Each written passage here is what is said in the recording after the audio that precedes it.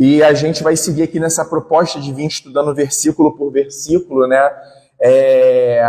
A carta aos Romanos, ela é considerada por muitos estudiosos, muitos teólogos, o Evangelho segundo o apóstolo Paulo, né?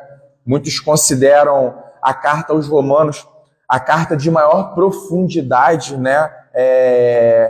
De todo o Novo Testamento, assim, se a gente puder dizer, a carta com a maior profundidade teológica, né? E eu acredito que o Senhor, Ele vai nos ensinar muitas coisas através desta carta.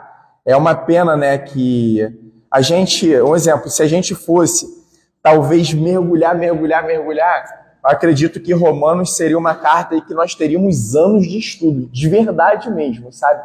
Porque ela é muito profunda nos seus ensinamentos, ela é muito profunda em tudo que ela tem a nos passar, mas eu acredito que da forma que nós faremos aqui também vai dar certo, sabe? Se a gente estiver atento, né, para poder nós bebermos aqui do Senhor, bebermos nele essa sabedoria que Romanos aqui nos oferece.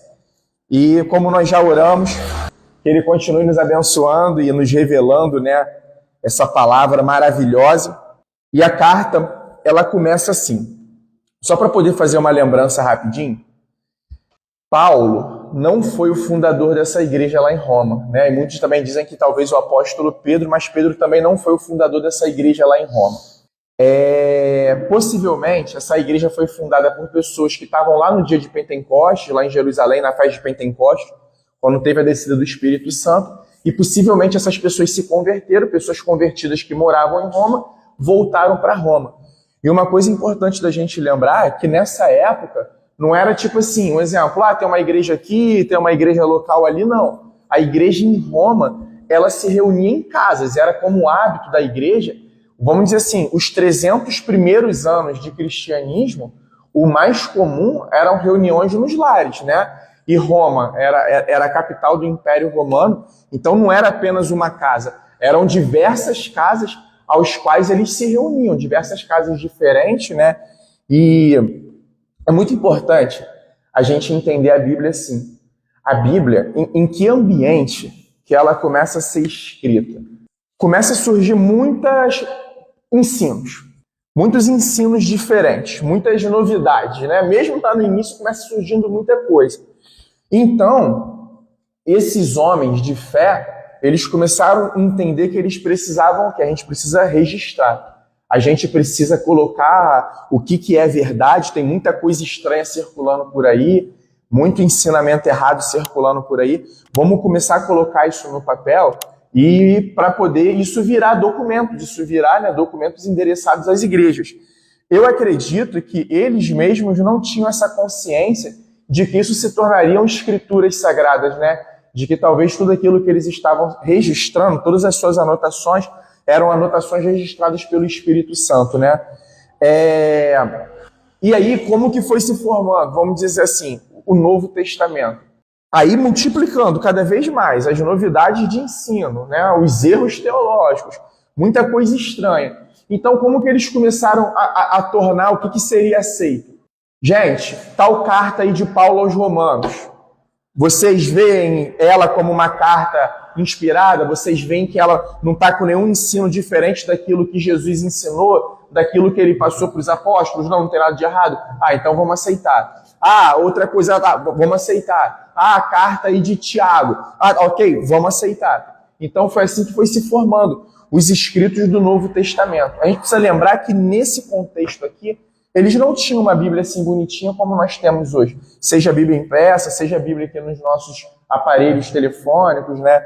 Enfim, eles não tinham. Então, tudo que eles tinham lá, muita coisa nessa época era até de ensinamento verbal. Coisas de que um ia passando para o outro, e isso deixava brecha para muita falha. Irmãos, olha a quantidade de coisa que a gente tem hoje, de ensinos que são completamente diferentes aos ensinos bíblicos. E aonde que está ocorrendo esses ensinos? Dentro das igrejas. Então é por isso que Deus deixou essa palavra aqui inspirada para nós hoje, os cristãos, para a igreja, para as famílias, para que nós tenhamos um limite. Então ele diz, não fiquem aquém do que está escrito, mas também vocês não podem ir além do que está escrito. O que está escrito, o que está revelado, é o suficiente para vocês. Então, hoje, vamos dizer assim, o tratado teológico para as igrejas é a Bíblia. O maior tratado teológico da igreja é a Bíblia, são as Escrituras Sagradas. E repetindo, por que elas são sagradas? Porque foram homens inspirados por Deus, pelo Espírito Santo de Deus, que escreveram isso. Então, na verdade, o que esses homens estavam registrando, talvez eles estavam registrando como um documento comum, como uma carta comum. Mas mal eles sabiam que eles estavam registrando escrituras sagradas, eles estavam fazendo registros sagrados. E não é à toa que a Bíblia continua sendo o livro mais vendido no mundo inteiro. Quantas vezes na história já tentaram destruir os escritos bíblicos? Porque até na antiguidade era mais fácil, né? A gente não tinha, assim, cópia de Bíblia, não tinha gráfico imprimindo Bíblia com vontade. Para a gente ter ideia, foi existir prensa, né? A prensa de Gutenberg foi nos anos 1500 que a Bíblia foi se tornando mais acessível à população com a prensa que Gutenberg desenvolveu. Antes disso, a Igreja Romana tomou conta das Escrituras no sentido de que só vale a revelação que os líderes da Igreja Romana traduzem para o povo. O que o povo lê não vale, o povo não pode ter entendimento bíblico. Então, lá na Antiguidade, quando diversos governos, homens, tentaram acabar com esses registros, eles não conseguiram. E em termos de registro históricos, de arqueologia, de testes com os antigos escritos, a Bíblia é o documento que mais se aproxima de veracidade. Isso é ciência, a gente está falando de ciência.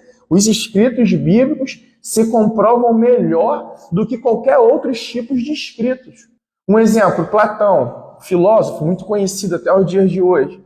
Os documentos de Platão só foram ser reconhecidos como documentos de Platão 1500 anos depois de escritos. Os relatos bíblicos, os escritos bíblicos foram coisa de 40 anos. Sabe? Então, isso tudo ajuda a gente ter confiabilidade nessa palavra, em tudo que nós temos estudado. E, irmãos, permaneçam e prevaleçam na palavra. O culto racional que Deus espera da gente é um culto de quem conhece a palavra e responde a palavra.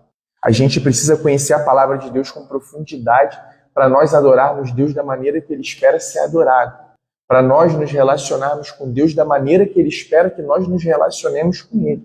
Já falamos isso daqui, vamos entrar no primeiro versículo agora, a conversa de Jesus com a mulher samaritana.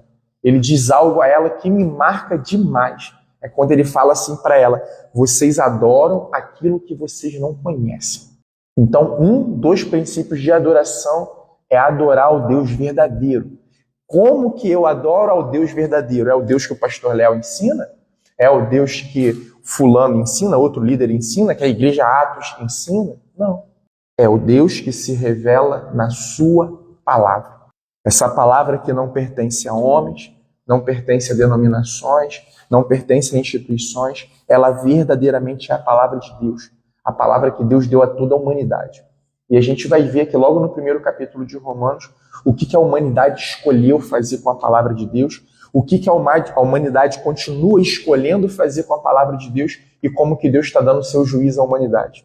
A história da humanidade é a história do juízo de Deus na humanidade. A história da humanidade já começa com o homem caindo, a humanidade caída. Então vamos lá. Olha como é que Paulo se apresenta, porque era comum, né? Esse tipo de apresentação nas cartas antigas e não apenas nas cartas bíblicas. Paulo, servo de Jesus Cristo. A palavra servo aqui no grego é doulos, e doulos é escravo.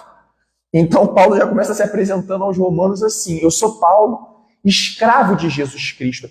Mas só que isso daqui não é apenas uma palavra para poder, meu Deus, arrancar um uau da igreja que estava em Roma. Não, isso daqui ele está falando o seguinte: eu sou Paulo, escravo de Cristo, por quê? Eu sirvo ele em profunda submissão e obediência.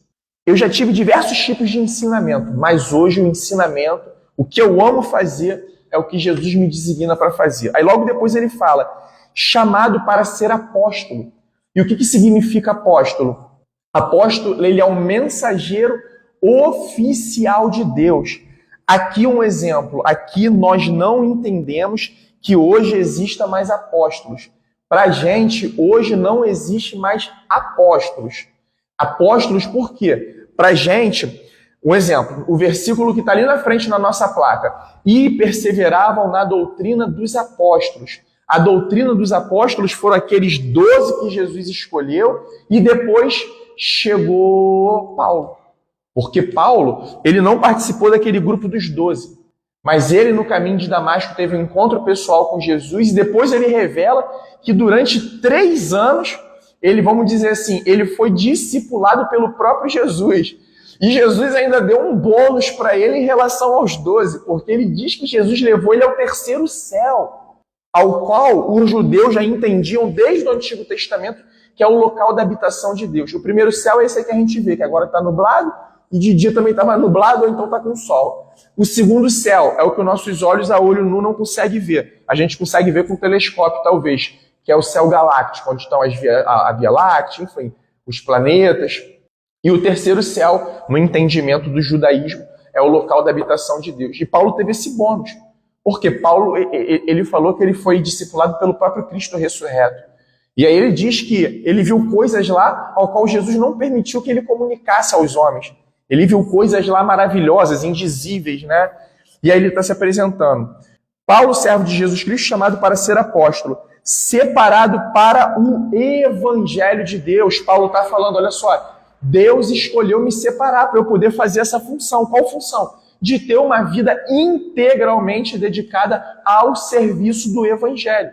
É o que ele está falando. Deus me deu essa função. Mas a gente não vê Paulo em nenhum momento, porque Deus chamou ele para ter uma função mais integral assim dentro do reino de Deus, de forma específica. Um exemplo. Hillary, empreendedora. Pedro, empreendedor. Meu pai, tia Marlene, aposentados. Lala, empreendedora, profissional autônoma. Um exemplo. Isso não significa que Deus não chamou vocês de forma integral. Deus chamou. Dentro do ambiente de vocês honrarem o nome do Senhor. Mas Paulo, ele foi separado para missões específicas em relação ao evangelho, à formação da igreja, ao fortalecimento da igreja. Mas só que você vê que Paulo, em nenhum momento, ele fala que isso o torna superior aos irmãos. O fato de Paulo ter sido chamado para ser um apóstolo separado para Deus, pelo evangelho de Deus, não tornava Paulo superior, talvez, a um soldado romano que foi convertido por Deus ao cristianismo, a um engenheiro daquela época, a um oficial, a alguém de uma profissão, mas com um pescador.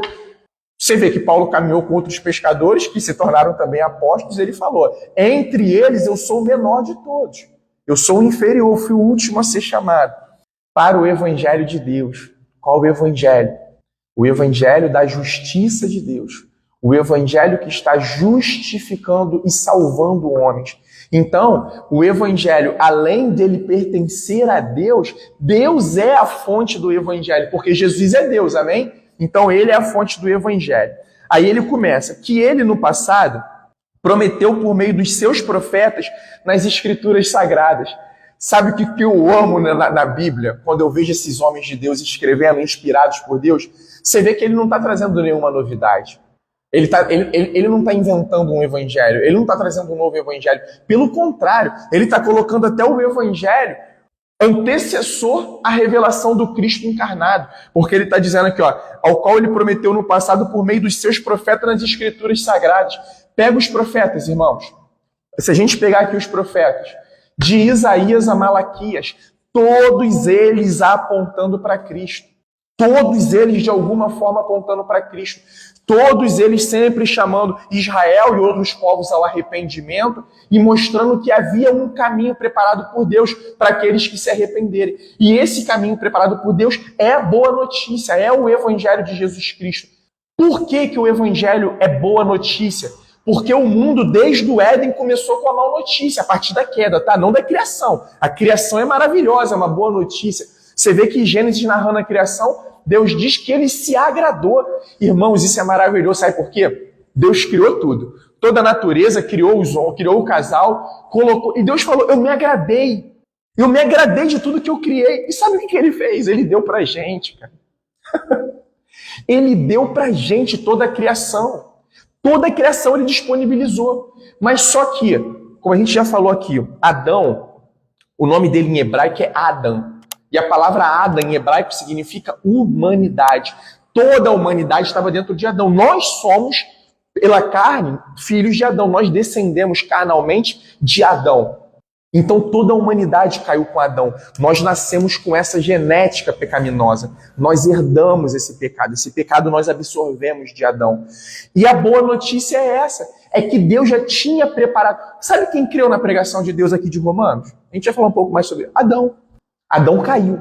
Mas Adão creu na pregação de Deus. Quando Deus falou para ele que ia providenciar para ele um escape. Que ia providenciar uma roupa. Adão creu na providência do Senhor.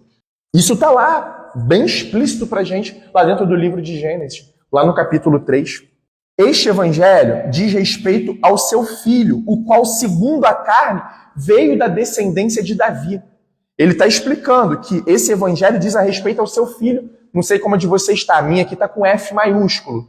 Ao seu filho, é sobre o Filho de Deus, né? F maiúsculo também, está falando sobre Jesus Cristo. Também veio da descendência de Davi segundo a carne. Porque lembra? Deus fez promessas a Davi que o trono dele seria um trono eterno, se estabeleceria para sempre. E o trono de Jesus é eterno. Jesus, nesse momento, aonde que ele está? Creio que ele esteja aqui no culto com a gente, porque ele diz que ele vem ao culto, ele vem na igreja, e ele também, como ser onipresente, ele está lá, à destra de Deus Pai, reinando sobre todas as nações. Vamos pensar, os presidentes das nações, os primeiros ministros, os ditadores de nações que têm ditadores, como a gente está vendo numa nação vizinha que está passando um problema por causa de um ditador sanguinário, maluco, enfim. E eles estão achando que eles estão por cima. Os primeiros ministros, as nações mais sérias, vamos dizer assim, mais organizadas. Quem está sobre o controle das nações é Jesus. Eles estão só cumprindo os propósitos divinos, os desígnios de Deus. E foi designado Filho de Deus com poder. Por que com poder? Porque o Evangelho, olha nós que estamos aqui. Nós somos frutos desse poder. Boa noite, meus irmãos. Nós somos frutos desse poder. Qual o poder? O poder de nos convencer dos nossos pecados, o poder de nos convencer da justiça de Deus em Jesus Cristo, o poder de nos convencer de que a história vai ter um fim e lá nesse momento final as pessoas serão separadas. Separadas como? Aqueles que fizeram as boas obras e aqueles que fizeram as más obras? Não. Aqueles que creram. E a gente vai continuar vendo isso. Segundo o Espírito de Santidade. Olha que interessante. A própria Bíblia dizendo que todo o poder que foi dado a Cristo foi porque ele estava revestido pelo Espírito de Santidade. E o E está com o E maiúsculo, não está aí de vocês também? É o Espírito Santo. O povo judeu era um que gostava muito de se referir ao Espírito Santo assim, Espírito de Santidade. Pela ressurreição dos mortos, a saber, Jesus Cristo, nosso Senhor. Então Paulo já está explicando que esse evangelho trata de Jesus. E aí ele continua dizendo, por meio dele viemos a receber graça. O que Paulo está reconhecendo? Eu sou servo, eu sou apóstolo, separado por Deus, recebendo o evangelho de Deus, com a missão de pregar o evangelho de Deus, com a missão de viver esse evangelho, mas tudo isso é fruto de graça. Eu não merecia. Olha o tamanho que tomou, vamos dizer assim, a proporção do conhecimento do apóstolo Paulo dentro do cristianismo. Até hoje a gente fala do apóstolo Paulo. Até hoje o apóstolo Paulo é citado nas faculdades, nos cursos, nas igrejas. Mas ele está reconhecendo que tudo isso é fruto de graça. Ele estava escrevendo aos Romanos. Se tudo isso está acontecendo, é por meio de graça e apostolado por amor do seu nome, para a obediência da fé entre todos os gentios. E o que Paulo também começa a nos dizer aqui, que a obediência ela é fruto necessário da fé, como o fato que a fé implica submissão obediente a Jesus Cristo. Vamos ser sinceros. Se não fosse por fé, a gente ia se submeter a Jesus? Dificilmente. Porque ele não está aqui, a gente não está vendo, a gente não está encostando nele. Se a gente está dentro de uma empresa, o nosso superior, a gente está vendo. A gente se submete porque a gente está vendo o cara ali ordenando. Se a gente está no Brasil, a gente está se submetendo às leis da nação porque a gente está aqui dentro do Brasil, estamos submetendo às leis da nação. E o que Paulo está falando é isso. que ele, por obediência, ele compreende que obediência e fé é submissão à vontade do Senhor, mas é uma submissão verdadeira. Entre esses 6 se encontra o capítulo 1 de Romanos, versículo 6. Entre esses se encontram também vocês que foram chamados para pertencerem a Jesus Cristo. Lá na igreja em Roma, tinha tanto judeu quanto gentio, mas o maior número era de gentios. E Paulo está explicando, olha só, vocês também foram chamados à salvação. Vocês estão sendo chamados a crer no Senhor, a crer de forma obediente. Então, se vocês estão reconhecendo isso, obedeçam, se submetam ao seu Senhor. Aí ele continua, a todos os amados de Deus que estão em Roma, chamados para ser santos. Roma, naquela época, capital do Império Romano. Amados de Deus para ser santo.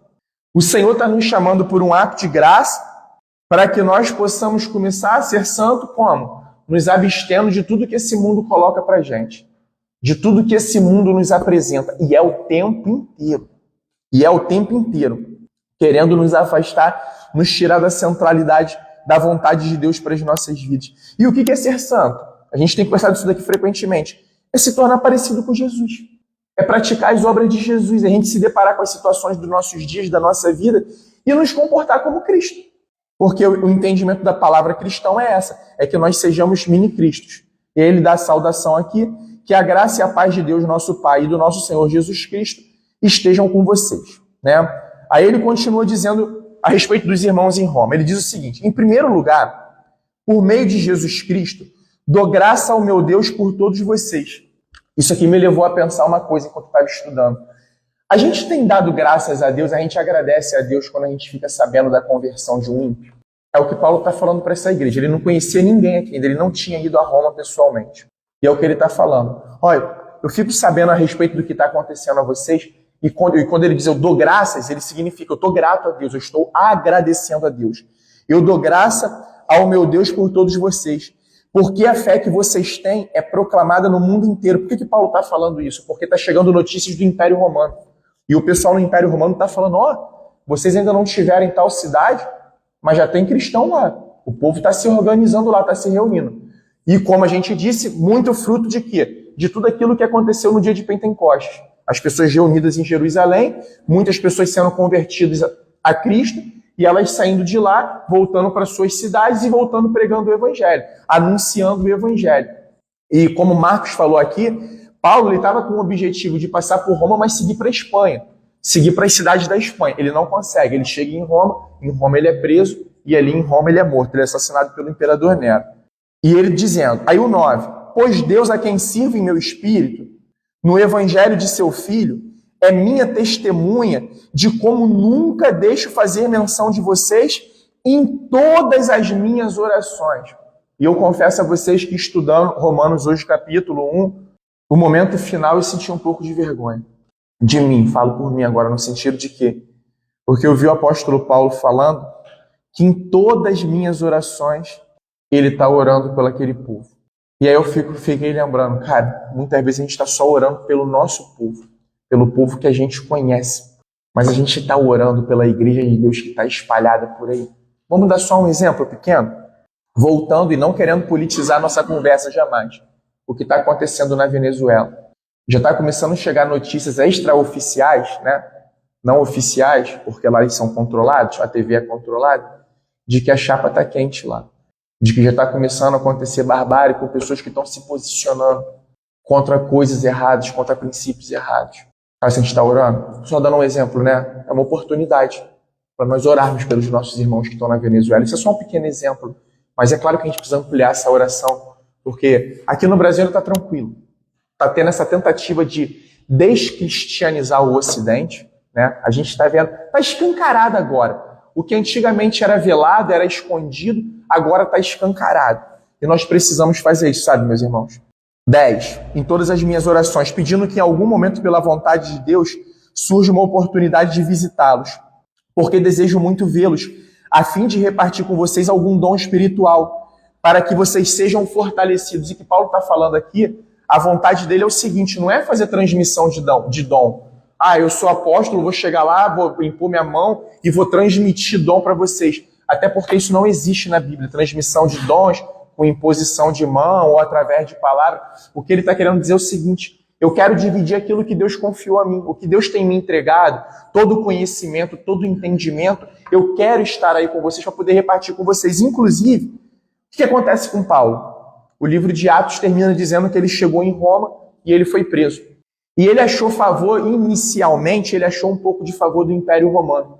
Ele ficou preso numa casa. E o que falaram para o apóstolo Paulo? O seguinte: você não pode sair, mas você pode receber visita.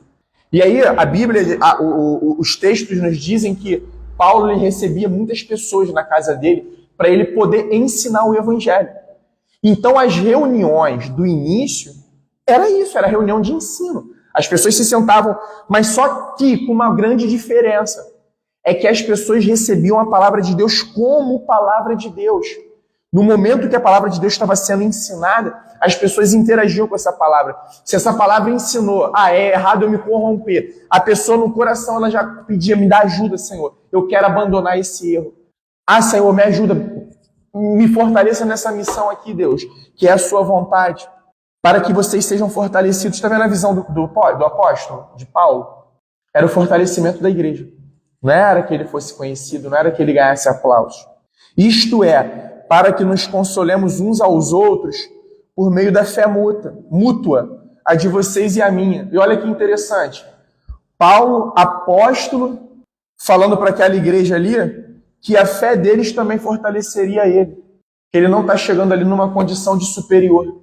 Outra coisa, por mais que nós não devamos aceitar que líderes se coloquem como nossos superiores, principalmente como nossos superiores espirituais, por outro lado, nós precisamos compreender que nós precisamos cuidar dos nossos líderes.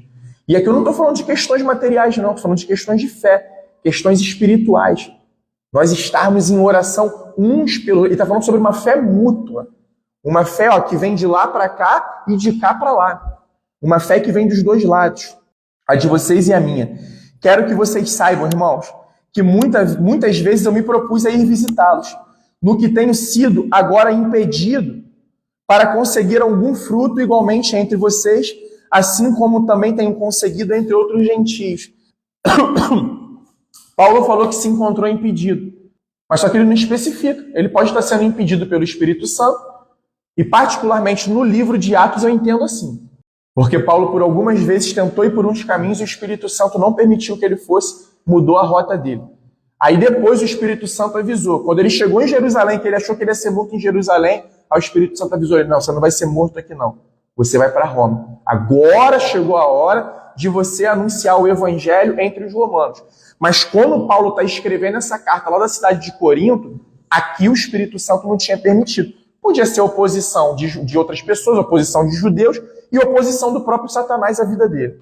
Outra coisa, tá, irmãos? Mundo espiritual é verdadeiro. E eu ainda gostaria de dizer para vocês que, particularmente, eu acredito que ele seja mais verdadeiro do que esse mundo aqui. Sabe por quê? Só fazendo uma reflexão de domingo passado. Daqui a 100 anos, possivelmente nenhum de nós estaremos aqui, inclusive os pequenos lá. Levi e Nicolas. Telefone, isso daqui nem sei se vai existir. Se Jesus não tiver voltado daqui a 100 anos, eu acho que, vai ser, tu vai pensar e vai aparecer um negócio na tua frente aqui.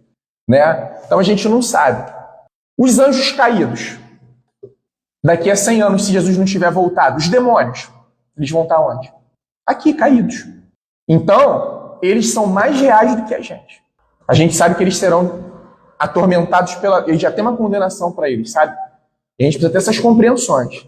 Que a gente não encontra só resistência física, política, econômica na nossa vida, não. A gente encontra resistências espirituais. Às vezes está acontecendo coisas com a gente, sabe? Está vindo coisas aqui no nosso ouvido que a gente às vezes fica sem entender. E eu gosto de entender quando Paulo está escrevendo os Efésios sobre aquelas setas inflamadas de Satanás, sabe? O tempo inteiro ele está mandando. E a gente está achando que essas setas são só setas pesadas. Não. Às vezes ela vem disfarçada de coisa boa. Ele fica mandando, até ver se alguma seta ele consegue penetrar na nossa mente, penetrar no nosso coração. Aí ele diz: pois sou devedor tanto a gregos como a bárbaros, tanto a sábios como a insensatos. E é muito interessante Paulo falar isso daqui. A gente já deve ter visto isso em algum filme de história, quando a gente vê os bárbaros, né? Os bárbaros. Mas só que os bárbaros, na verdade, é um termo pejorativo criado nessa época. O que eles falavam? Quem não fala grego, quem não é culto, quem fala algum outro idioma estranho, é um bárbaro. Né? Então, na verdade, o termo bárbaro, mas só que Paulo está falando, eu sou devedor a todos eles. Eu vou pregar evangelho, traduzindo aqui para nossas palavras. Passou o drogadão ali e eu não. Não, é sim. A Bíblia diz que nós devemos a eles. Devemos a eles ao quê? O evangelho. Anunciar o evangelho. Não, eu só falo evangelho para elite. Agora eu só ando com águia. Só ando com... Não falo. Como eu já ouvi na minha caminhada. Nós somos girafas. Né? Falando eu também na condição de líder. Nós somos girafas, pastor. Graças a Deus que isso não entrou no meu coração. Eu sou ovelha. A gente não fica... né? A gente não tem lãzinha. Mas na linguagem metafórica de Jesus Cristo, nós todos somos ovelhas do bom pastor. Nós todos estamos no mesmo pé de igualdade.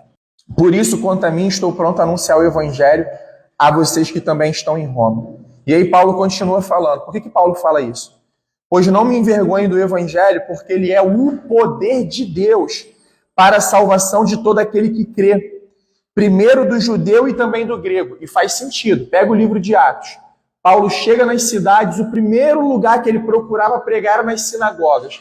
Mas o que acontecia? A maioria das sinagogas expulsava Paulo. Aí Paulo falava, então tá, beleza. O Senhor veio para os deles não querem, agora nós vamos anunciar o evangelho a todo mundo. Mas pode pegar o livro de Atos. Paulo chegou em tal lugar. Ele ia primeiro para as sinagogas. Tinha sinagoga, que ele era bem recebido, os judeus se interessavam pela pregação do evangelho, mas a maioria das sinagogas botava ele para fora. E pelo contrário, ainda botava pilha na população.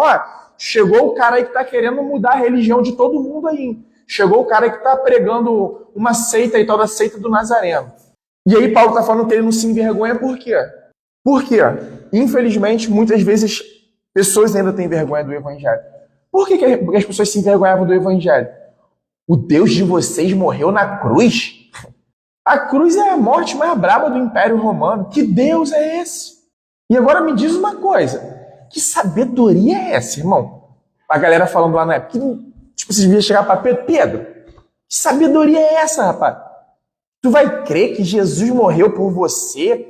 Que você não tem que fazer obra nenhuma para conquistar o teu lugar no céu? Você só precisa confiar e crer no nome dele, na obra dele pela sua vida?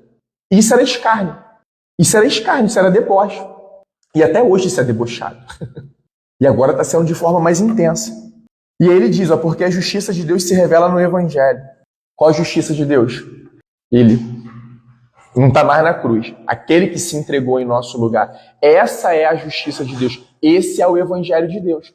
O Cristo crucificado, que ressuscitou, e através da fé que nós temos no nome dele, fé que se caracteriza pela nossa obediência, nós estamos sendo salvos. É isso que até hoje muita gente não está compreendendo, não está entendendo.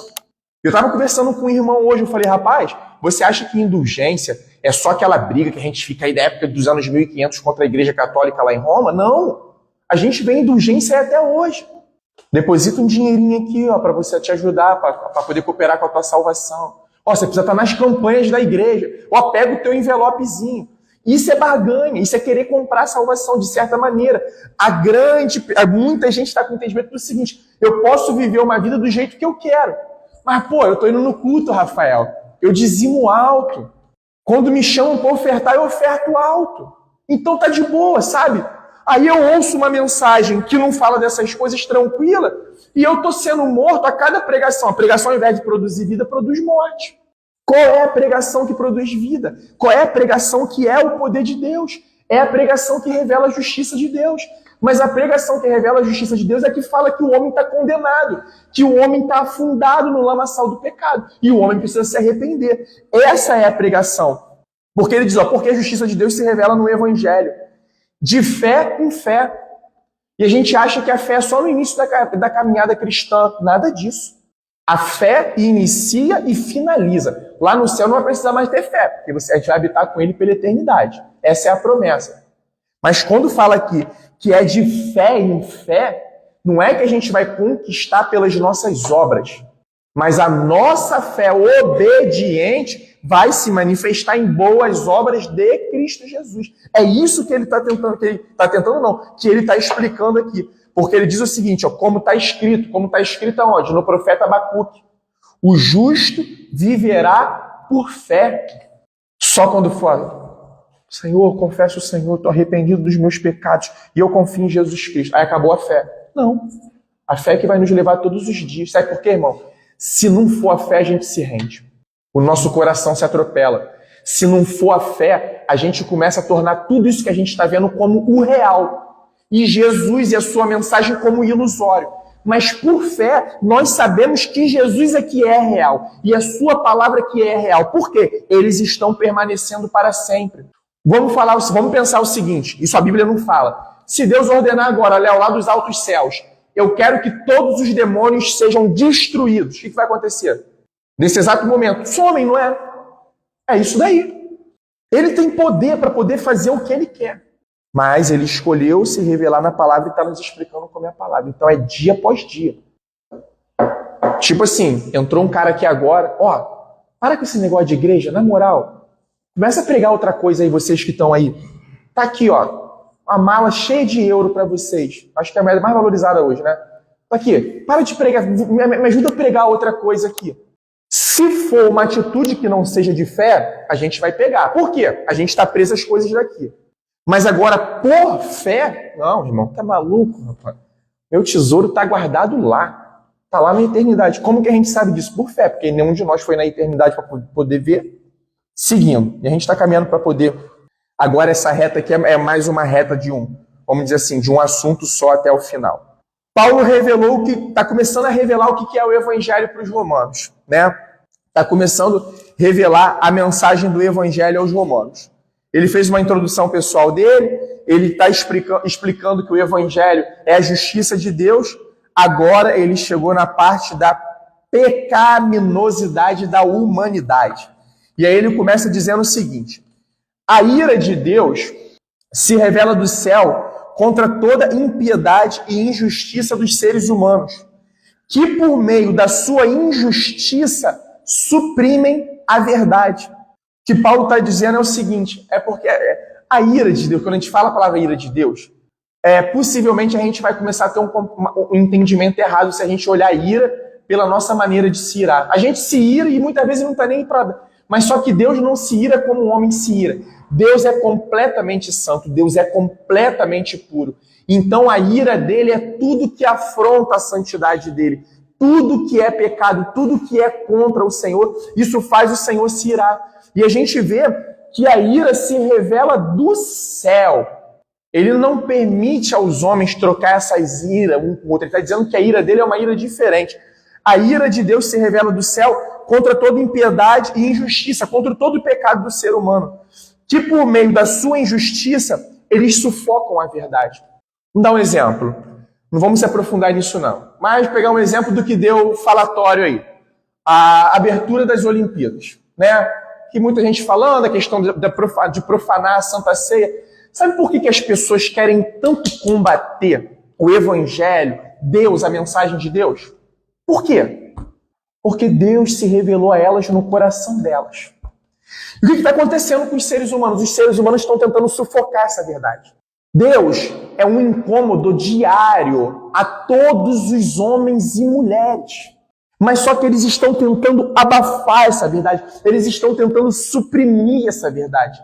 Então, como se fosse um filho nosso que está naquela fase da rebeldia, né? O filho rebelde, sabe?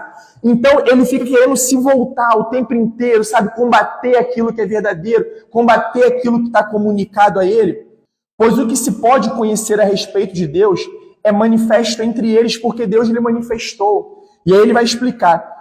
Porque os atributos invisíveis de Deus, isso é, o seu eterno poder e a sua divindade, claramente se reconhece desde a criação do mundo, sendo percebidos por meio das coisas que Deus fez. Irmãos, não tem um sol que Deus ordenou lá em Gênesis, né? E apareçam os luminares, sol, lua, e é esse sol. É esse sol que vai nascer aqui no mar amanhã, se não tiver. Ele vai nascer, a gente só não sei se a gente vai conseguir ver. É isso que está escrito aqui. Todas as árvorezinhas, os animais, está tudo revelado aqui entre a gente. O eterno poder de Deus está manifesto naquilo que é visível. A gente reconhece o seu poder invisível através de tudo que ele criou. E é isso que ele está dizendo. Por isso os seres humanos são indesculpáveis. Irmãos, às vezes eu já ouvi muito isso lá na minha infância. Ah, mas os índios, tadinho, ninguém pregou, eles não sabem. Vamos dar um exemplo agora atual? O projeto do Elon Musk de levar a internet para as tribos indígenas, benção, nada contra isso, tá? Chegou a internet nas tribos indígenas, sabe o que está acontecendo? Tudo viciado em pornografia. E a gente tem a ideia do índio inocente, sabe? Tadinho. Mas só que o índio é um ser humano. O índio, ele está maculado. O pecado que nos pegou no nosso nascimento pegou os índios. Para poder estudar sobre algumas tribos que se aproximaram mais da sociedade civil organizada. Não dizendo que os índios sejam desorganizados não, tá, meus irmãos? Mas como a gente trata. Viciados em drogas, em bebidas alcoólicas. Tem tribo que está com epidemia de traque. Corrupção. A gente acha, o índio só sabe cuidar da natureza. Não! Vendendo muitas terras, sabe? Mas só que nós estamos suprimindo a verdade de todas as maneiras. Já viu as campanhas para poder a gente preservar a água? Preserve ou controle o uso da água, porque ela pode acabar. A água só serve para a gente porque ela pode acabar. Nós somos predadores, de certa maneira. Tem uma opção de filme que tenta mostrar isso, que o verdadeiro predador da natureza é o ser humano, que muitas vezes parece ser mais o irracional.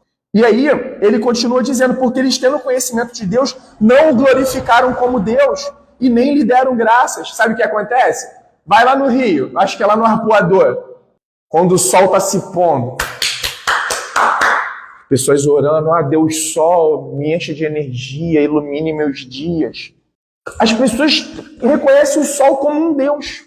Sabe esse papo nosso aqui? Sabe o que me lembrou agora? As pragas do Egito.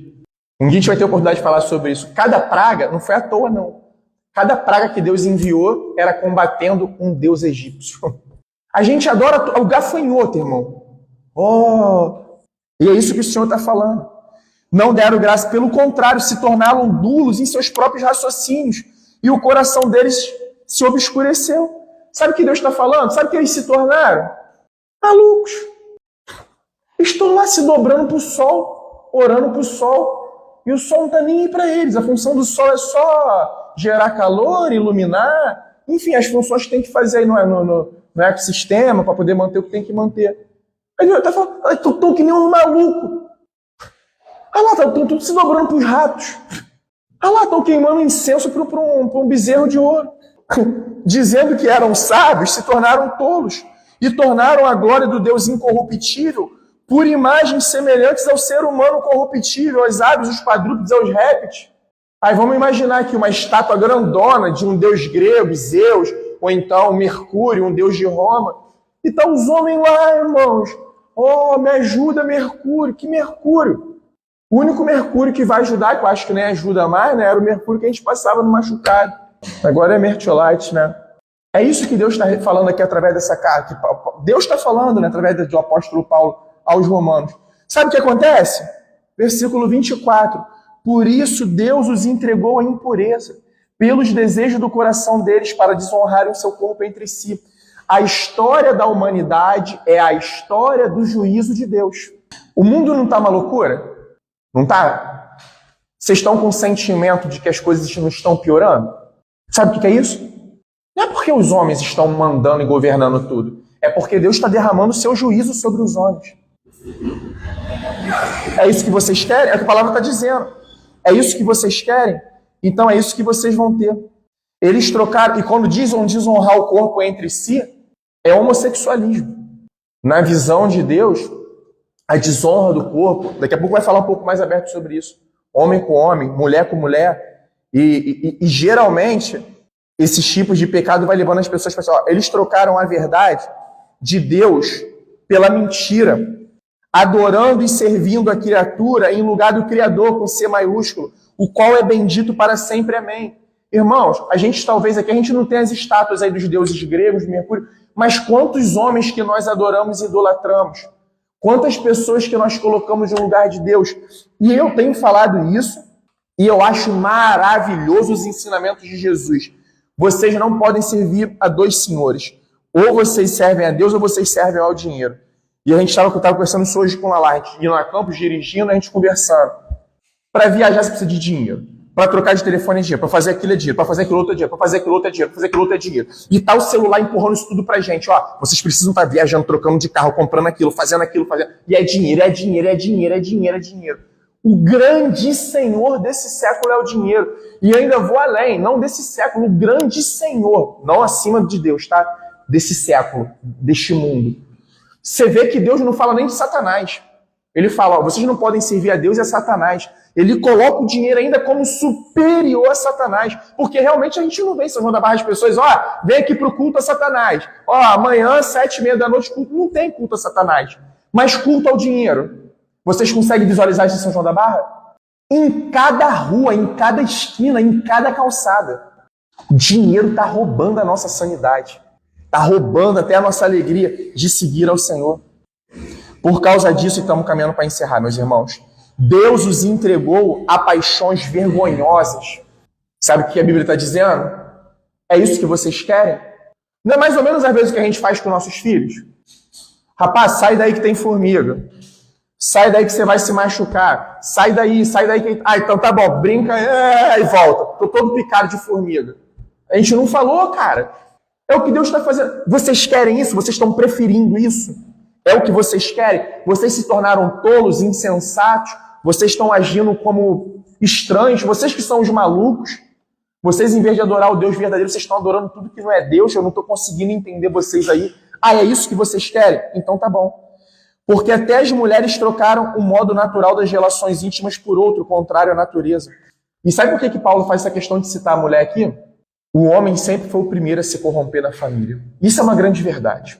A mulher ainda conseguia ser aquela que sustentava o lar, segurava as pontas. Tá? E por favor, tá? Eu não estou aqui dizendo que a mulher deve ser submissa aos machões dos lares, não. Não é isso que eu estou falando, não. O que eu estou dizendo é o seguinte, é que a mulher é tida como uma bússola das famílias. E Paulo está falando, ó, se até as mulheres estão perdidas. E olha o retrato hoje. Um desenho de 2000 anos atrás, a história veio. O Senhor, no seu alto sublime trono, e a humanidade cada vez mais rebelada, não querendo dar glória a Ele, negando a Ele, se afastando dele. E Ele, ó, toma, é o que vocês querem, recebam. Da mesma forma também os homens, deixando o contato natural da mulher, se inflamaram mutuamente em sensualidade, cometendo indecência, homens com homens, e recebendo em si mesmos a merecida punição do seu erro. Homens que estavam flagelando seus corpos, que estavam mudando a disposição natural dos seus corpos, se entregando a esses tipos de coisa. E eu imagino o nível de doença sexualmente transmissível que devia ser lá naquela época. E por haverem desprezado o conhecimento de Deus, irmãos, em nome de Jesus, tá? O conhecimento de Deus hoje pra gente é aqui, de Gênesis a Apocalipse.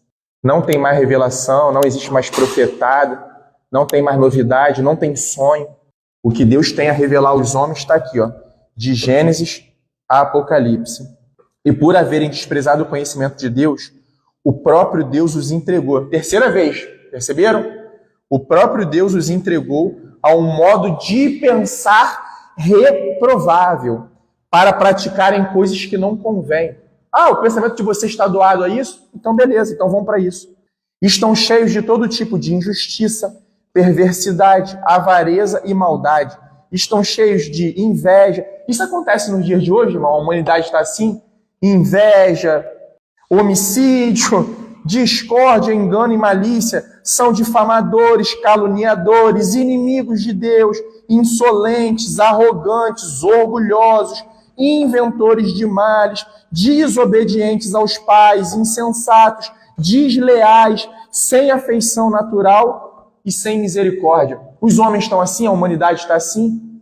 Então a gente pode confiar que essa é verdadeiramente a palavra de Deus. Olha como que ela se encaixa perfeitamente. Olha como ela continua sendo poderosa, viva, atual. Embora conheçam a sentença de Deus, como que eles conhecem a sentença de Deus? Através da pregação do Evangelho. Sois salvos pela graça, mediante a fé. Nem isto vem de vocês, é um dom de Deus. Mas só que os homens estão rejeitando a mensagem do Evangelho. As boas novas. Porque Deus amou o mundo de tal maneira que deu o seu Filho para todo aquele que nele crê. Aí o texto continua.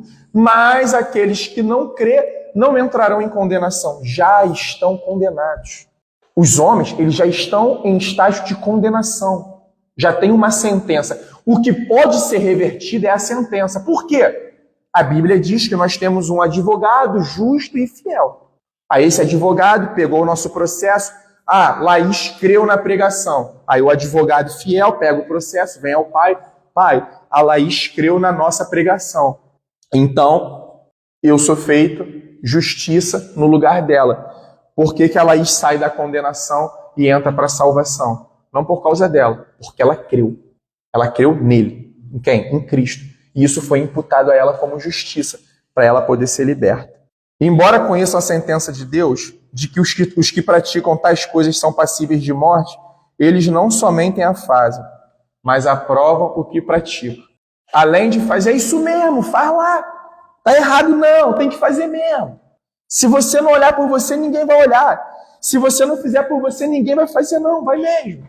É isso daí, esse é o caminho. Faz isso. Essa é a mensagem de Deus, irmãos. Entendeu? Esse é o Evangelho, a gente vai continuar, né?